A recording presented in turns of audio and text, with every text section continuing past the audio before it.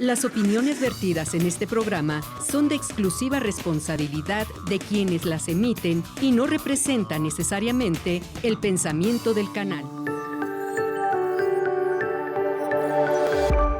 Sistema Michoacano de Radio y Televisión presenta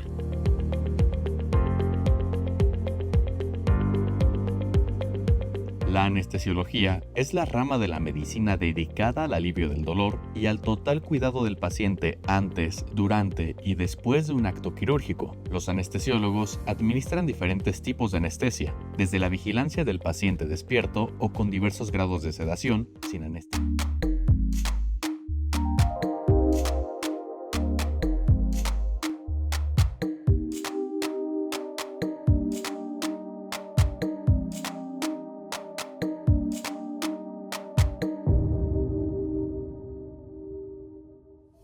Hola, ¿qué tal? Muy buenas tardes.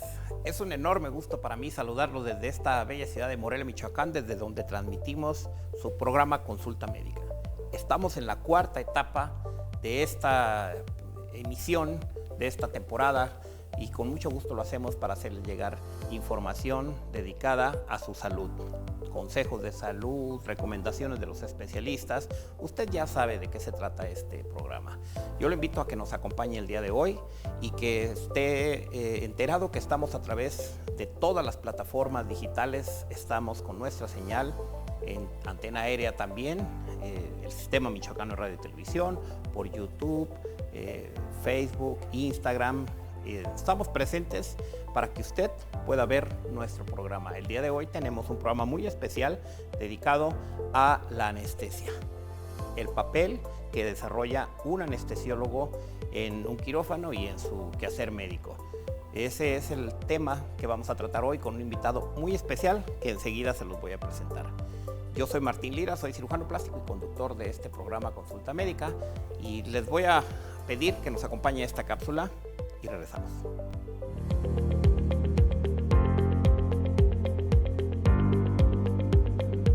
La anestesiología es la rama de la medicina dedicada al alivio del dolor y al total cuidado del paciente antes, durante y después de un acto quirúrgico. Los anestesiólogos administran diferentes tipos de anestesia, desde la vigilancia del paciente despierto o con diversos grados de sedación, sin anestesia o con anestesia local, hasta la realización de varios tipos de bloqueos periféricos, bloqueos neuroaxiales o diferentes tipos de anestesia general. La actividad del anestesiólogo se ha extendido a muchas actividades fuera del pabellón quirúrgico, especialmente a procedimientos radiológicos, hemodinámicos, oncológicos, endoscópicos y dentales. Con el tiempo se han desarrollado algunas subespecialidades en la anestesiología: cuidados intensivos, dolor crónico, anestesia pediátrica, anestesia cardiovascular, anestesia obstétrica, cuidados paliativos o anestesia regional. Los anestesiólogos comparten algunas actividades de la medicina con otros especialistas.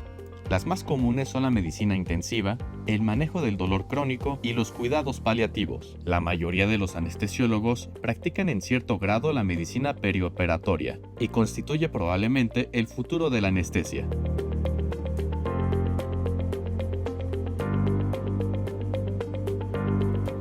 ¿Qué te parece la información que nos proporcionó esta cápsula? Muy interesante, ¿verdad? Muchas veces no conocemos a fondo todo lo que hace un anestesiólogo en un procedimiento quirúrgico. Sabemos lo importante que es una anestesia para una cirugía, de cualquier tipo de cirugía, pero el papel que desempeña un anestesiólogo en un procedimiento quirúrgico es fundamental. Y bueno, tenemos un invitado especial que es un gran amigo y me congratulo de contar con su amistad desde hace mucho, mucho tiempo, el doctor Pedro Mendoza Lemus, quien es anestesiólogo y compañero ahí en el Hospital Ángeles. Bienvenido, Pedro. Así es. Hola, mucho gusto, doctor. Gracias por estar aquí. Yo sé que contrario. estabas todavía, hace rato estabas en un procedimiento quirúrgico y yo molestándote por ahí, pero bueno, gracias por estar aquí con nosotros, Pedro. Eres bienvenido. Al contrario, es ustedes. ¿Cómo ves la información? La cápsula muy interesante sobre lo que hace el anestesiólogo. Pero antes de entrar de lleno al tema, me gustaría que nos dijeras en dónde hiciste tu formación académica, o sea, de dónde eres egresado como médico general, Pedro. Okay. ¿Dónde estudiaste? Como médico general estudié aquí en Morelia, en la Universidad Michoacana de ¿Eres San nicolaíta Nicolás. entonces? Soy nicolaíta, Muy bien. orgullosamente nicolaíta. Muy bien. Posteriormente realicé la especialidad aquí en el hospital de Morelia, en el hospital Dr. Miguel Silva. Ok. ¿Sí? En el hospital, bueno, hay muchos procedimientos quirúrgicos. Ajá. Terminé prácticamente en el 2016. Oye, Pedro, ¿y tú eres de aquí de Morelia? No, yo ¿De soy dónde? de Puro Andiro, Michoacán. De Puro Andira. Sí. Cuando te viniste a estudiar, ¿llegaste con la idea clara de hacer una especialidad o solamente terminar la carrera y no sabías qué especialidad ibas a tomar?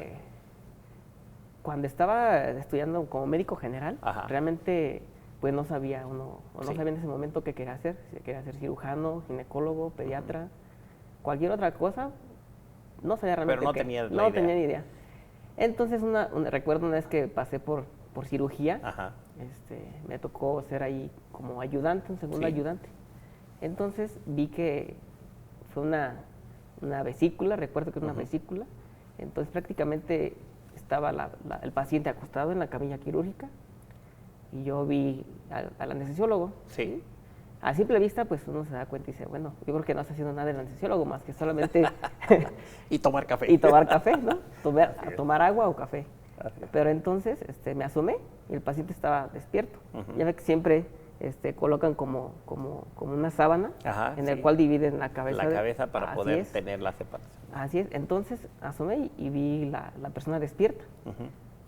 Y entonces regresé a donde yo estaba y la paciente pues estaba con el abdomen abierto, ¿no? Sí. Entonces dije, bueno, ¿qué está pasando, no? O sea, ¿qué mecanismo se utiliza para Para que poder no tenga realizar? dolor. Así es. Así es. Y estar en un estado como de confort, Ujú. ¿sí? Entonces, como que desde allí nació mi inquietud de Por qué hacer estaba pasando. anestesiología. Así es.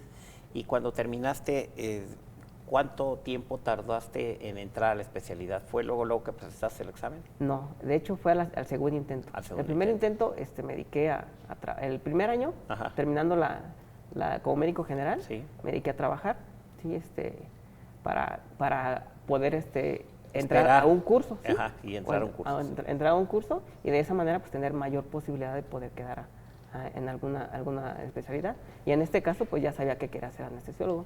¿Y decidiste quedarte aquí? ¿Tú escogiste el quedarte aquí mismo en Morelia? No, ¿O de fue hecho... una selección que te hicieron? ¿Cómo fue? Yo me quería como que siempre, bueno, amo Puro Andiro, quiero mucho Puro Andiro porque pues, son mis raíces y las Sí. personas me conocen y conozco pues todo el mundo, ¿no? Sí. Entonces, realmente yo quería regresar a Puro Andiro. Dije, Ajá. termino la especialidad aquí en Morelia, me regreso a Puro Andiro, pero durante ese tiempo pues me casé, Ujú. con una familia, entonces Sí. me dijo mi esposa, no, oye, y si te quedas mejor aquí en Morelia, intentamos y vemos cómo se van llevando las cosas. Sí. Entonces yo dije, pues sí, está Está bien, bien. vamos a ver qué tal. Y decidiste. Y decidí quedarme Órale. aquí. Oye, y entonces fue en el 2016 que Sí. terminaste la especialidad Así es, en el 2016. y empezaste, ya te quedaste a trabajar o te fuiste a trabajar a otra parte. No, prácticamente me quería quedar en el hospital Miguel Silva, Ujú. pero realmente en ese tiempo era muy difícil quedar o allí en seguir trabajando, ¿no? Como médico ya anestesiólogo. Ajá. Entonces, pues fui trabajando en las diferentes clínicas particulares, trabajé también un tiempo en el ISSSTE, que Sí. fue el primer hospital que En me abrió las institución. puertas. Sí, Ujú. así es, allí inicié. Duré como 7 años trabajando en el hospital. ¿Y ISSSTE. ahorita trabajas en institución aparte de lo privado o solamente en lo Ahora, privado? actualmente ya me dediqué solamente A a lo la privado. institución. Y así estás bien ocupado, Así no es. tendrías tiempo de estar en la institución. Así es. Oye, Pedro, la idea de este tema Ujú. que platicamos tú y yo es porque por vía telefónica antes de decidir hacer este programa, Claro. es porque la gente tiene la idea de que todas las anestesias son iguales, para Así es. empezar, y que son muy riesgosas. Y la gente le tiene más miedo a la anestesia que a la cirugía misma, cuando obviamente el riesgo es un riesgo inherente al estado de salud de la paciente. Así es, correcto. obvio, no es precisamente porque le pongan una anestesia o porque lo operemos. ¿Qué nos puedes decir de manera general de esta situación, de que la gente lo que piensa? Ok, pues sí, realmente una anestesia, mientras más mínima sea, por ejemplo, mientras menos órganos estén sobresaliendo o que estén contribuyendo Comprometidos. en la anestesia, prácticamente es una anestesia pues de menor riesgo. Sí, la anestesia de mayor riesgo es una anestesia general, pero ya no es como anteriormente. Sí. O sea, actualmente ya hay medicamentos que realmente todo tiene riesgo, ¿no? Hasta cruzar, no sé, ir a la tienda a comprar Claro, unas cruzar la calle. papas o refresco. hay un riesgo inherente que puede hasta caerte o atropellar un vehículo. Entonces, actualmente hay muchos anestésicos que son muy buenos y los efectos o los riesgos disminuyen bastante. Es más el beneficio que el riesgo que realmente estamos administrando en ese momento al paciente. Ok, y esa percepción que tiene la gente de que, no, lo digo porque en mi consulta, tú lo sabes, en la consulta, la gente antes de decirme, bueno, me dice qué cirugía quiere, pero antes de decirme, me dicen, y la anestesia no es peligrosa, doctor, porque están más preocupados por la anestesia. Te voy a pedir que al regresar de la pausa nos platiques precisamente y profundicemos en los tipos de anestesia, ¿te parece? Sí, perfecto. Si me permites. Sí, claro. Vamos a ir a una pausa y regresamos, no se vaya.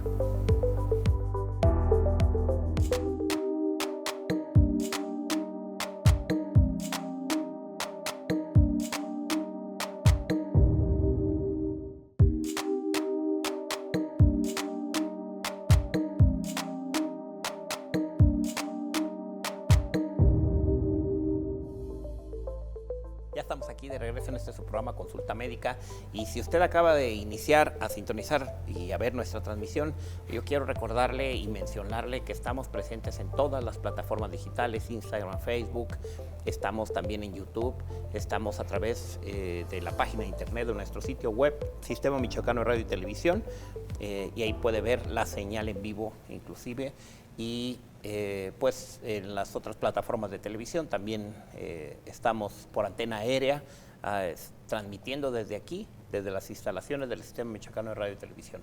El tema de hoy es el papel que desarrolla o que desempeña un anestesiólogo en los procedimientos quirúrgicos, es decir, ¿qué hace un anestesiólogo en las cirugías? Y antes de irnos a la pausa le dejé la pregunta a mi amigo Pedro Mendoza Lemus, anestesiólogo que tenemos invitado hoy, que la percepción que tiene la gente, Pedro, ¿está bien fundada o está infundada ese temor que existe hacia la anestesia? ¿Tú qué piensas? Yo creo que el temor de las personas hacia la anestesia, yo creo que está sobrevaluada. Están pensando que el riesgo es mucho mayor, la anestesia, que prácticamente la cirugía. Que la cirugía. Así es. Entonces, pues realmente no es así. Hay diferentes tipos de anestesia. Voy a platicar sobre la más sencilla a la más compleja. Así es. La más sencilla es anestesia local, que realmente a veces no se ocupa de un anestesiólogo, sino que el propio médico, cirujano, ginecólogo, cirujano plástico puede aplicar para quitar alguna verruga, algún lunar, alguna lesión pequeña o alguna remodelación de una cicatriz. Tiene que ser un segmento muy pequeño. Muy pequeño. Una herida, por ejemplo. Así es, una herida, también un cierre de una herida, pero pequeña, como usted dice. Sí. Posteriormente viene otra anestesia que es una anestesia regional. Esa anestesia regional pues, se puede dividir en diferentes zonas. Sí, se puede ya anestesiar actualmente. Lo más nuevo también es el uso del ultrasonido. ¿Sí? Se puede bloquear una extremidad, ya sea una pierna, las dos piernas, la extremidad superior, la extremidad izquierda, bajo el ultrasonido con una aguja que nos va guiando, vamos viendo directamente dónde está el nervio que queremos bloquear o anestesiar, y de esa manera aplicamos el medicamento. En ese nervio específico, para ese segmento del cuerpo, sin tener que comprometer que esté anestesiado el resto, ni siquiera el otro brazo. Así es. Entonces, de esa manera, digo, si es, por ejemplo, en este caso, o hay casos que los pacientes son muy nerviosos, están muy tensos, pues se complementa con una sedación. Sí. Y es todo. Realmente no se ocupa como dormirlo por completo, solamente, como usted menciona, solamente un segmento del cuerpo. ¿Esos son los bloqueos o bloqueos regionales? Son bloqueos regionales. Te voy a hacer interrumpir. Sí. A veces la gente también confunde en los bloqueos regionales, cuando son puestos en la espalda, bueno, en donde se ponen, pero confunden entre, se les dice, es un bloqueo subaracnoideo y es un bloqueo subdural. Sí. Y eso a veces la gente no lo entiende, pero es un bloqueo que también abarca ciertas regiones del cuerpo. Pero la diferencia, ¿en qué consiste esas dos diferencias en esos dos bloqueos? Ok, la que se comenta es la anestesia locorregional o la anestesia subaracnoidea o neuroaxial. ¿Sí? La diferencia es que la punción va guiado en la columna vertebral, cerca de la médula, donde está el espacio subaracnoideo, donde hay líquido cefalorraquídeo. Sí. Ahí en este caso aplicamos el anestésico local y se va a bloquear o se va a anestesiar. De ahí hacia abajo. Todo el nivel donde es la punción hacia abajo. Sí. ¿Sí? Y a la diferencia de la regional es que podemos bloquear solamente ya sea el nervio de la extremidad superior derecha o extremidad inferior derecha o la extremidad izquierda derecha y así sucesivamente. Entonces, prácticamente como que es una anestesia más segmentada a lo que va a requerir o lo que requiere el cirujano para poder realizar el procedimiento. Muy bien. Y luego, ¿qué me ibas a decir? ¿Nos ibas a contar de otro tipo de anestesia? La anestesia general, que esa anestesia general, esa sí invade prácticamente todo el organismo. Ahí el paciente no siente nada, se duerme desde que ingresa prácticamente casi a la sala de quirófano, porque también realizamos una premedicación para que los pacientes ingresen a quirófano más tranquilos, la angustia o la tensión disminuya. Prácticamente a veces ni se acuerdan cuando entran al quirófano, ¿sí? Ya solamente cuando termina el procedimiento, hasta nos dicen muchas veces, ¿a poco ya terminó tan rápido el procedimiento? Y realmente es algo... pudo haber durado 6 horas. Así es, y realmente... Y ellos sienten que se durmieron en ese momento y que despertaron, ¿no? Así es. Entonces, ese tipo de anestesia también se divide en dos. Puede haber una anestesia general balanceada, que es con el uso de gases halogenados, anestésicos, y otra técnica que es la anestesia general endovenosa, que prácticamente se utilizan medicamentos endovenosos sin utilizar gas para poder dormir por completo a la persona y tiene pues mayor beneficios en general. ¿Y mayor riesgo de esas dos? Entre la halogenada y la endovenosa. Prácticamente son similares, el riesgo es similar porque realmente es invadir todo el organismo. Aquí la cuestión es el beneficio que tiene una de otra. Así es. ¿Sí? Entonces, en general, el mayor beneficio es con la anestesia general endovenosa. Ahora bien, existen factores de riesgo en los pacientes, no tanto en los procedimientos ni anestésicos ni quirúrgicos. En otras palabras, el riesgo, aunque sí por la técnica puede haber un riesgo, pero realmente tanto de cirugía como de anestesia, el riesgo es más relacionado con los factores del paciente. A mí me preguntan de repente en la consulta, doctor, y llegan 2 hermanas, y me preguntan, doctor, queremos una liposucción las 2, ¿qué riesgos hay con la cirugía? Y les digo, no, pues con la cirugía el riesgo es mínimo, pero a ver, vamos a platicar y empiezo a interrogarlas. Y tienes más riesgo tú que tú, aunque seas más joven tú, tienes más riesgo. ¿Por qué fumas? ¿Por qué tomas? ¿Por qué no haces ejercicio? ¿Por qué tomas pastillas para bajar de peso? Etcétera. En el caso de anestesia, ustedes hacen una valoración preanestésica. Así es. ¿Qué buscan específicamente de los factores de riesgo de las pacientes o los pacientes? ¿A dónde va encaminada esta plática que tú haces con un paciente de la especialidad que sea? Sí, es un factor muy importante porque prácticamente lo que uno realiza es una clasificación y una valoración física del paciente. Ver si es una vía aérea difícil. ¿Por qué? Porque a veces se pueden complicar los procedimientos y se requiere alguna anestesia general de urgencia en el transquirúrgico y tenemos que ver qué tan fácil es poder intubar a una paciente. ¿Sí? Entonces es valorar tanto su estado físico, vía aérea, pulmonar, cardiovascular y de esa manera ver el riesgo, ¿no? Por ejemplo, hay muchos pacientes que son diabéticos, que son hipertensos, la mayoría son controlados o descontrolados, entonces todo eso valoramos para llegar a una clasificación. La clasificación se llama ASA. Realmente si el 1 es si es una persona sana, que no tenga ninguna patología. El segundo es si tiene una patología crónica.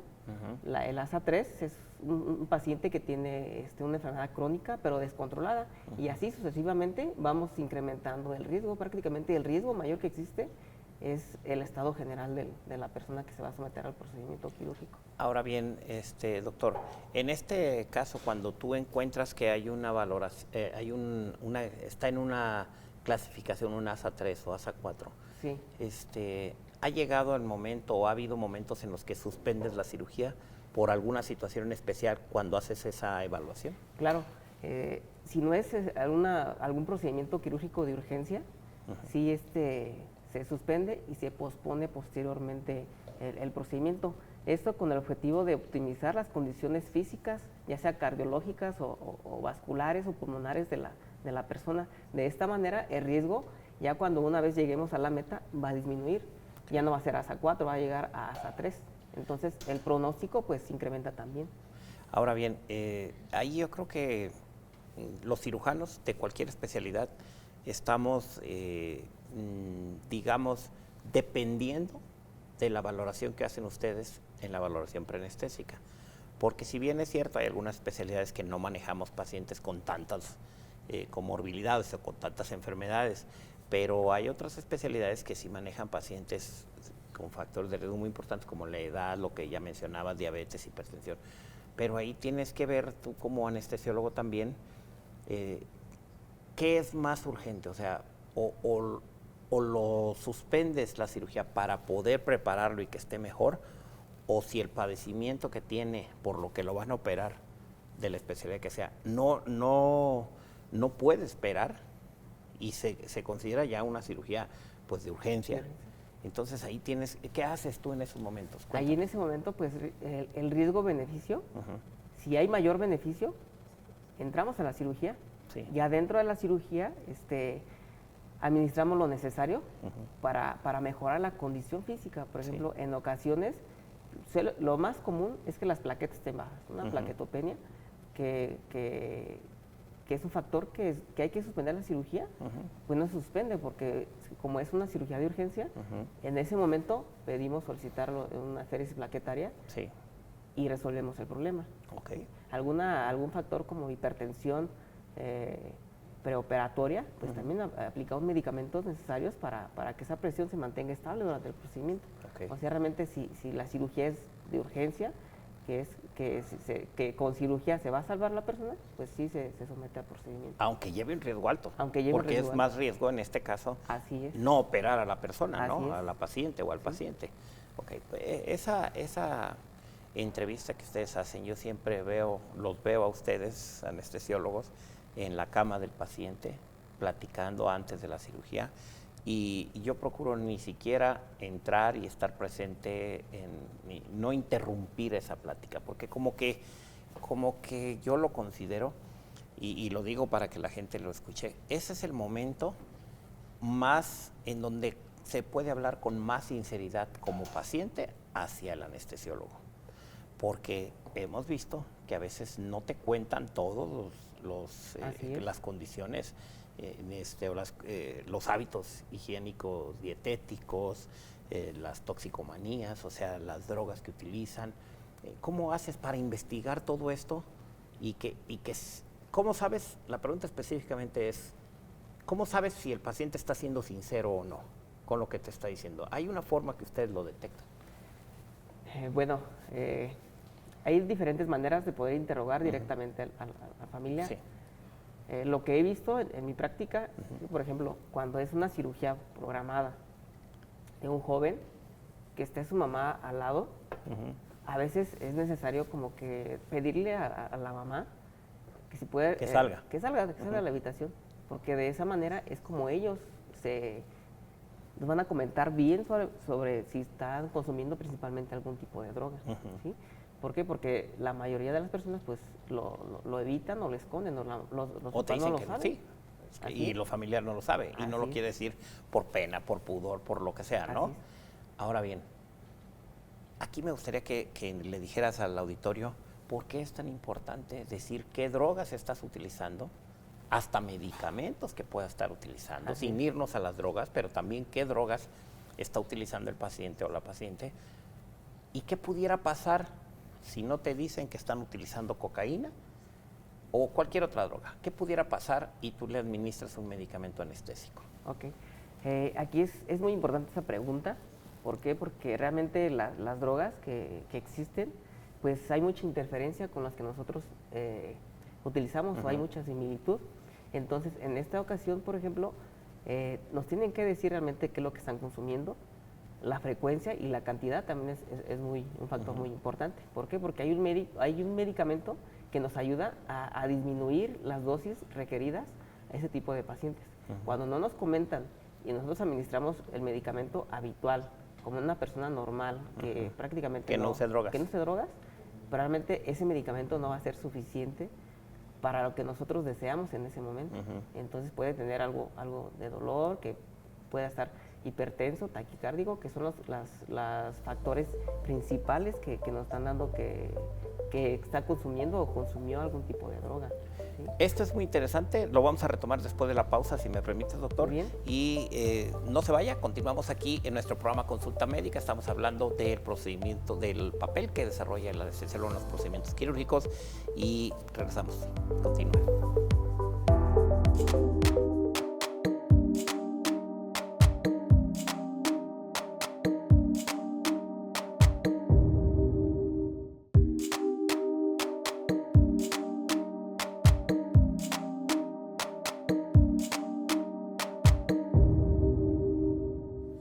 Bueno, pues ya estamos aquí de regreso en su programa Consulta Médica y recordarles nada más que estamos presentes nuestra señal a través de antena aérea del Sistema Michoacano de Radio y Televisión, en nuestro sitio web, todas las plataformas digitales, Instagram, Facebook, para que pueda usted ver el programa completo si acaba de sintonizarnos. Estamos con el doctor Pedro Mendoza Lemus, anestesiólogo, y que nos está hablando de la importancia que tiene el anestesiólogo, pero la importancia que tiene la entrevista, esa valoración preanestésica que tú haces antes de iniciar un procedimiento. Y nos quedamos en una pregunta que te hice y que me contestaste, pero quisiera ahondar más, es ¿cómo detectas si está siendo sincero un paciente? Ya nos dijiste, pero también ¿en qué puede repercutir el que alguien no te diga que una noche antes utilizó cocaína, por ejemplo, o 2 noches antes se fue a una fiesta, utilizó una droga, y tú llegas y te dice que no? Tú vas a tomar una decisión sobre unos medicamentos que pueden ser similares, decías, a cierto tipo de drogas. ¿Y qué le puede pasar? Ya nos dijiste lo más sencillo, desde que no te dé el resultado la anestesia como tú estás pensando, pero ¿cuál sería lo más catastrófico que pasará si no dicen la verdad de que están usando drogas? Ok. Durante un procedimiento quirúrgico hay respuesta inflamatoria al estrés. Entonces, generalmente, cocaína, heroína producen cierto vasoconstricción, sí, o sea que los vasos se hacen más pequeños. Entonces, durante el procedimiento hay liberación de adrenalina, noradrenalina, que también hacen ese efecto, igual que la heroína, cocaína, sí, y durante el procedimiento puede provocar algún infarto agudo al miocardio transoperatorio. ¿Así de grave? Así es.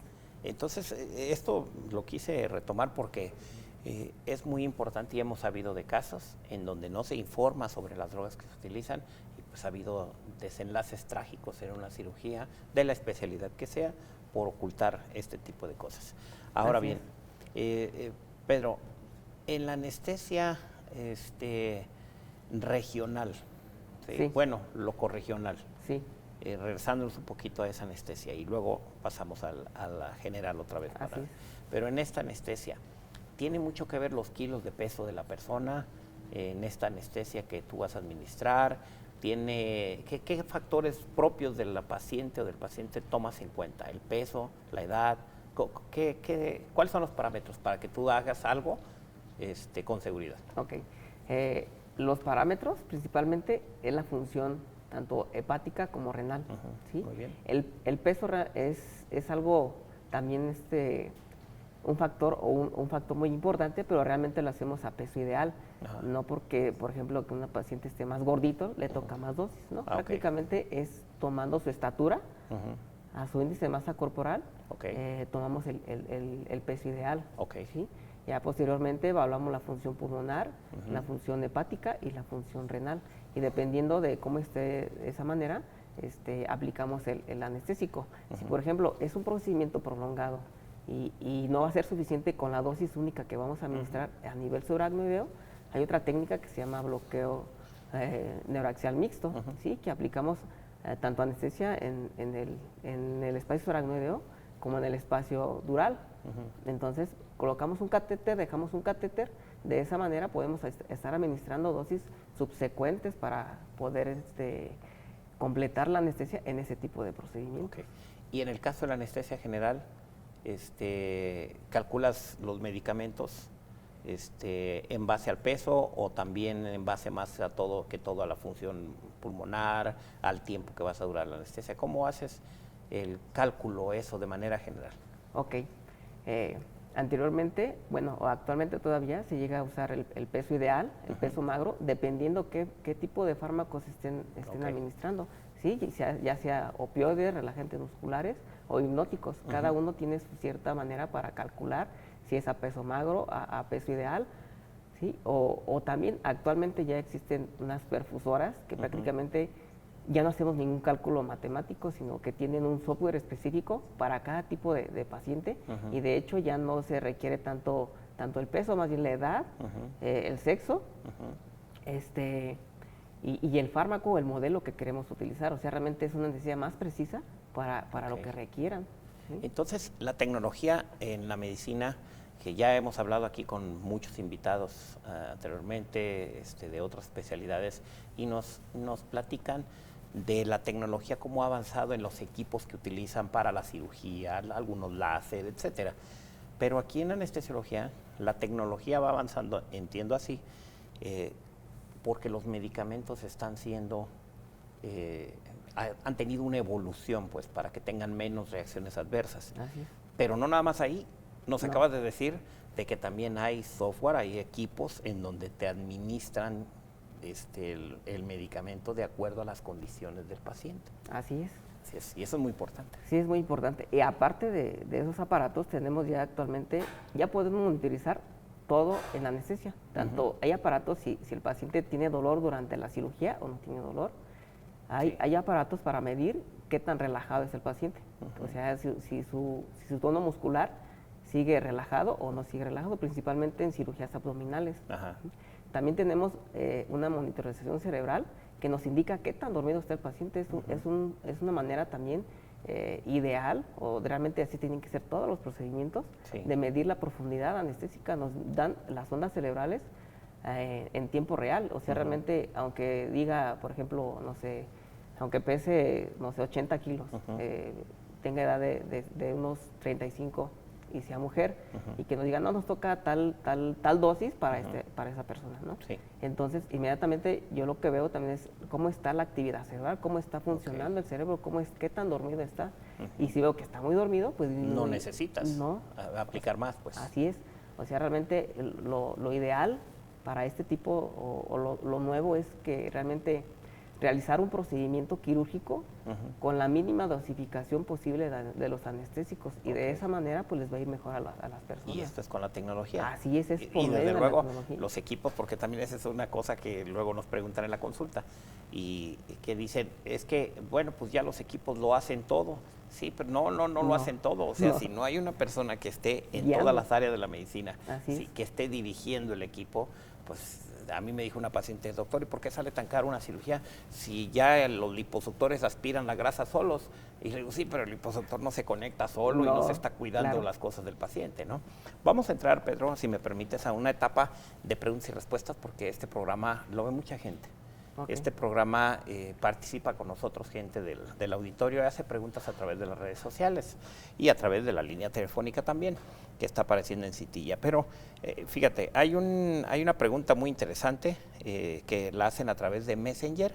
Es Josefina Huerta Alcalá de Purépero. Tú eres de Puruándiro, ¿verdad? Puruándiro. No, es de Purépero, que bueno, no está tan lejos, está por la región más o menos, y nos hace una pregunta. Dice que ella le da temor hacerse cualquier tipo de cirugía porque puede quedar paralítica la persona con una anestesia. Esto es un mito, o sea, es un mito, ¿verdad? O sea, no es posible que quede o puede existir un riesgo mínimo de que pasara esto, pero la gente tiene ese pendiente cuando le van a poner una anestesia, ya sea bloqueo, como nos platicabas, locorregional, subaracnoideo, etcétera. Le da un temor cuando le dices la anestesia. ¿Es en la espalda, doctor? No, es que yo no me quiero quedar paralítica. ¿Qué opinas? ¿Es un mito esto? Realmente, como mito como tal vez no, pero aquí la cuestión también es la valoración preanestésica. ¿Sí? Hay contraindicaciones absolutas que no se tiene que aplicar ese tipo de anestesia. Por ejemplo, en pacientes con alguna alteración en la coagulación.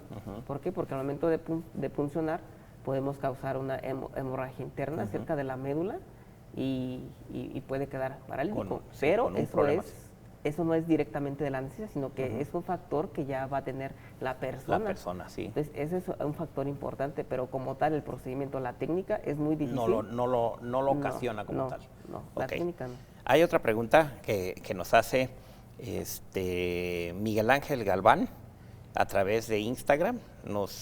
Te manda a saludar, te felicita, perdón, hace una felicitación y dice que en las anestesias generales mi temor es, cuando me han operado, es despertar alocado sin saber de mí y quererme salir corriendo. Esto nunca me ha pasado en las dos anestesias, pero ese es mi temor siempre que me ponen una anestesia general. ¿Por qué sucede esto?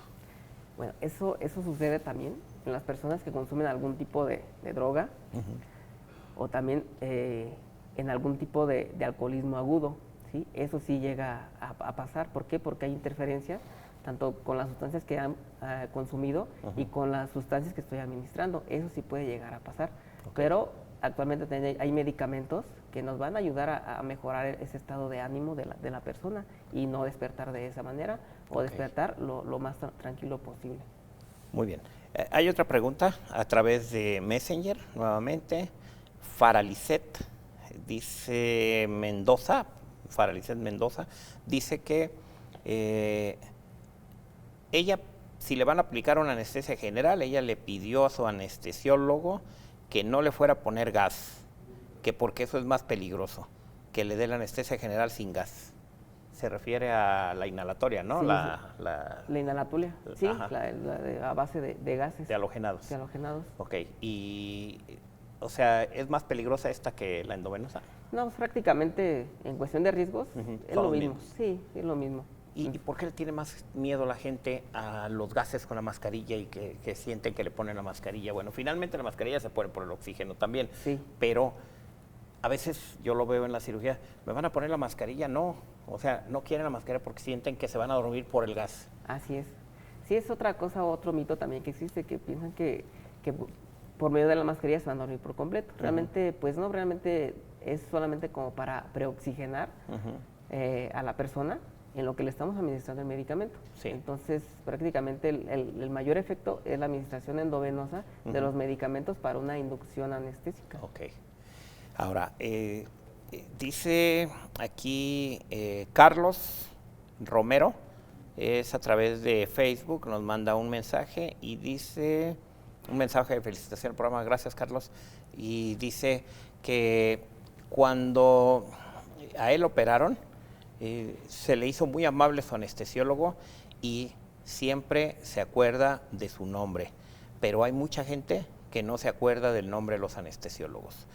Esto, bueno, es una sugerencia más que una pregunta. Dice que se trata de que estén los anestesiólogos más cercanos a los pacientes para que se sientan más en confianza los pacientes. Mira, qué interesante, ¿no? Sí, es muy interesante. Sí, aquí la cuestión es de la valoración preanestésica, Así es. ir a su habitación, estar con él o ingresar juntos al quirófano también y posteriormente ver cómo le fue o cómo está cursando el periodo posanestésico o posquirúrgico en la recuperación. Entonces es algo muy importante que realmente, y sí tiene razón, muchas personas que se operan, le preguntamos, oye, ¿quién fue tu cirujano? No, pues no tal. Sé. Del cirujano. Del cirujano sí, pero ¿y tu anestesiólogo? No, pues no me acuerdo. O en el Seguro Social, bueno, sin decir institución, pero en las instituciones de repente se queja mucho la gente de que no hay esa, de todos los médicos, no nomás de los anestesiólogos, de que no hay esa relación médico-paciente tan adecuada. Eso es lo que se queja la gente. Pero en los anestesiólogos dicen, no, pues me operaron en la institución y yo ni me acuerdo quién me operó. Así es. Ni lo vi. Yo nada más estaba ahí y de repente me durmieron y ya no supe ni quién me anestesió. Eso es algo, y bueno, qué bueno que hace el comentario aquí Carlos, de que debemos como médicos pues mejorar esa relación médico-paciente, ¿no? Es muy importante. Para que se sientan ellos en confianza. Vamos a ir a una pausa, si me permites, Pedro, y regresamos. No se vaya, continuamos aquí hablando del papel que desempeña el anestesiólogo en los procedimientos quirúrgicos y los tipos de anestesiología, aquí lo estamos platicando. Regresamos.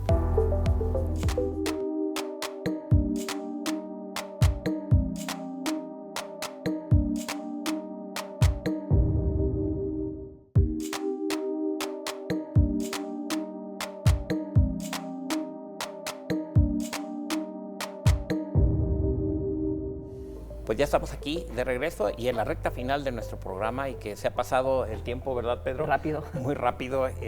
1 hora de programa a veces se oye como que es de mucho tiempo, pero cuando estamos tratando temas tan interesantes, pues el tiempo se hace realmente muy corto. Yo le quiero pedir a usted que si tiene red social, por favor, este programa, nuestros programas de consulta médica, de todos nuestros invitados, por favor lo comparta en su red social. Estas son las cosas que deben de compartirse, no las cosas de morbo, no las cosas de chistes, que está bien, digo, un rato ameno de compartir un chiste que sale por ahí en las redes, pero eso no tiene ninguna trascendencia. Hay que compartir esta información trascendente, porque si a usted le está pareciendo interesante, compártala. Y esta información estoy seguro que a alguien que esté en una situación que va a entrar a una cirugía le puede servir y le puede salvar la vida, por lo que estamos tratando aquí en el tema. Ojalá que lo podamos hacer y ser más útiles con nuestras propias redes sociales hacia la sociedad. Bueno, Pedro, Sí. Platicamos al inicio del programa de tu currículum, nos platicaste de dónde hiciste la especialidad, dónde hiciste la carrera de medicina, que eres orgullosamente nicolaita, pero fíjate que este programa lo ven muchos médicos y muchos estudiantes de medicina, porque es un programa que se transmite en diferentes centros de salud, hospitales, porque es un programa de salud. Por cierto, es el único programa de salud que hay en el estado de Michoacán, en donde participamos médicos informando, ¿sí? No hay otro, y que lo ponen hasta en los ayuntamientos, en las presidencias municipales, lo ponen en nuestro programa, y hay estudiantes que están haciendo alguna práctica o servicio social y ven a los especialistas de nuestros programas como yo quiero llegar ahí, ¿sí? Y la gente también dice, bueno, pues ese es el especialista que me está diciendo cómo cuidar mi salud, pero específicamente yo quisiera que nos contaras qué sacrificio te costó a ti hacer la especialidad. Y no me refiero al sacrificio económico, que por ende ya está, porque no nos pagan un sueldo durante la especialidad. ¿Sí? Pero ¿qué representó para ti? ¿Qué tuviste que dejar a un lado para poder concentrarte y especializarte en esta rama tan bonita de la medicina? Ok. Bueno, yo creo que, más bien lo que sacrifiqué desde que decidí ser médico, porque realmente pues mi mamá me dijo, no, la carrera de médico es muy larga, mejor, pues, no sé, sé maestro, otra carrera más corta. Entonces realmente yo desde que estaba en la preparatoria dije, yo quiero ser médico y pues bueno, voy a estudiar para ser médico. Entonces quedé en la Michoacana y soy de Puruándiro, entonces lo que más me dolió fue alejarme de mi familia. Dejar a la familia, a tus padres. Sí, porque realmente durante toda mi edad, hasta los 18, 19 años, estuve viviendo con familia, todos en conjunto, entonces realmente lo difícil fue la separación. Entonces fue lo que más sacrificio fue lo que... ¿Y luego en la especialidad, Pedro? Y luego... ¿Ya estabas casado? No, de hecho... ¿Te casaste al salir de la especialidad o durante la especialidad? Durante la especialidad. Por ejemplo, una vez al mes iba a mi pueblo, ahí conocí a mi esposa, me gustó mucho, nos enamoramos y pues nos casamos. Entonces durante haciendo la especialidad, pues nos casamos. Entonces también fue algo ¿Ella siguió en Puruándiro o se fue contigo? Se vino para acá conmigo a vivir aquí a Morelia. Y bueno, con su apoyo, porque realmente todavía seguía... Tú estudiando, como quien dice, y no recibes... Esa es la otra cosa que no sabe la gente. Piensa que el especialista, desde que está haciendo la especialidad, está cobrando dinero y que está ganando y puede traer un carro. Andamos hasta sin carro. Así es, sin carro. Íbamos al supermercado caminando con las bolsas y realmente... pues vivimos con lo mínimo necesario. Entonces realmente también fue un periodo pues difícil para los dos. Entonces también nos embarazamos y nació también, ¿En la residencia? En la residencia. ¿Y tu hijo nació cuando estabas en la residencia también? Así es. Qué difícil. Sí, qué complicado. Complicado, pero ahora lo pensamos y es una etapa muy bonita. No, el apoyo que debes de tener si estás en una situación así de tu pareja, o sea, de tu esposa, y de la familia, luego que también colabora en los cuidados de los hijos, etcétera. Sí, claro. Y aún, no tenemos familia como tal aquí en Morelia, entonces prácticamente éramos los dos, entonces nos hicimos cargo de nuestra hija nosotros dos, con lo que podamos, ¿no? Entonces, pues sí fue un caso pues difícil. ¿Cuántos años tiene tu hija? 9 años aquí. ¿Nada más tienes una niña? Sí, nada más una. Ok. 9 años. Ahora, Pedro, después de hacer este análisis de lo que te ha costado, que a veces como médicos, pues como ya lo vivimos y estamos inmersos en los pacientes, en los problemas, en la vida diaria, no nos sentamos a reflexionar. Y esto, yo estoy seguro que tenía muchos años o mucho tiempo que no hacías una reflexión así de que, ¿qué me costó de trabajo llegar aquí a donde estoy? ¿Algún consejo ahora que tienes esta retrospectiva y que ya estás en un lugar privilegiado, porque somos menos del 1% de gente que tenemos un posgrado en nuestro país? Y tu especialidad, para que la gente lo sepa, es un posgrado, del área que sea. Sí. Menos del 1%, somos privilegiados realmente, pero nos costó un trabajo llegar. ¿Qué le recomendarías tú a los jóvenes, a los estudiantes que están viéndote, estudiantes de medicina? Ok, pues prácticamente si su objetivo es ser especialista en un futuro, que se enfoquen a estudiar, a practicar, ir a hospitales, interrogar, estudiar. Y digo, la verdad, nunca o no, siempre tener su objetivo, el estudio, y tener la meta de yo quiero ser, no sé, traumatólogo, y enfocarse solamente a eso. Realmente yo por eso, antes de hacer la especialidad, no tenía ni novia, realmente yo ya me enamoré una vez que estaba en la residencia. Entonces siempre mi enfoque fue hacer algún especialista, en este caso pues quise ser anestesiólogo. ¿Valió la pena, Pedro? Sí, claro, bastante. ¿Lo volverías a hacer? Sí. Ahora que sabes, perdón por la palabra, pero la friega que es poder llegar con guardias, con horas sin dormir, ¿lo volverías a hacer? Sí. ¿La misma especialidad? La misma especialidad porque, bueno, pues, siempre quise ser anestesiólogo desde que vi ese caso, entonces, pues sí, así es. Un mensaje en general que le quieras hacer a la gente sobre las anestesias, perderle el miedo, ser más sincero, ¿qué le quisieras decir a la gente, al auditorio? Pues que pierdan el miedo a la anestesia, que prácticamente tengan una buena relación entre anestesiólogo y paciente.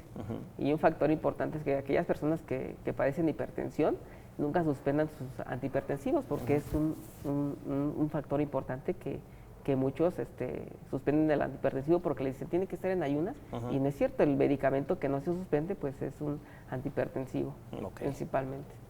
Y el del antiglucemiante, o sea, para la diabetes también, ¿no? Ese es valorable, pero decir que no se suspende es el de la presión. Muy bien, Pedro, pues yo te agradezco mucho por estar aquí con nosotros. Sé que siempre estás ocupado y que no era tan fácil para ti todavía hace días que hablamos, no era tan fácil que estuvieras en este horario, que es un horario de trabajo para los médicos. Y te agradezco mucho tu presencia aquí y toda la información que estoy seguro que será de utilidad para la gente, para los estudiantes de medicina, sí, para los pasantes del servicio social.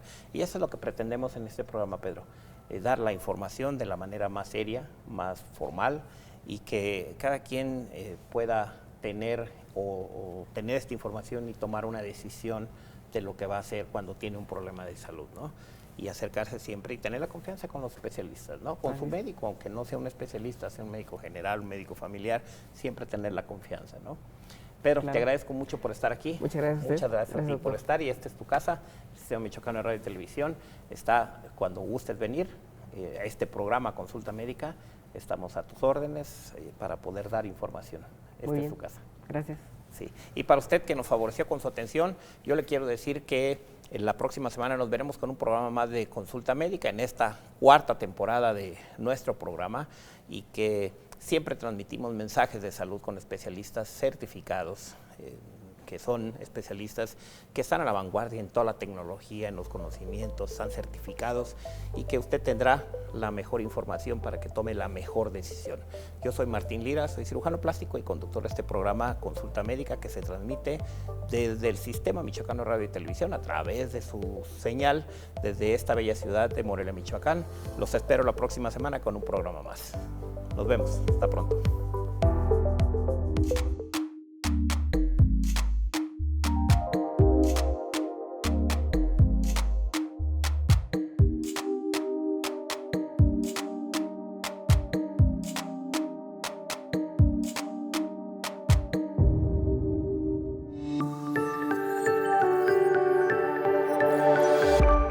Sistema Michoacano de Radio y Televisión presentó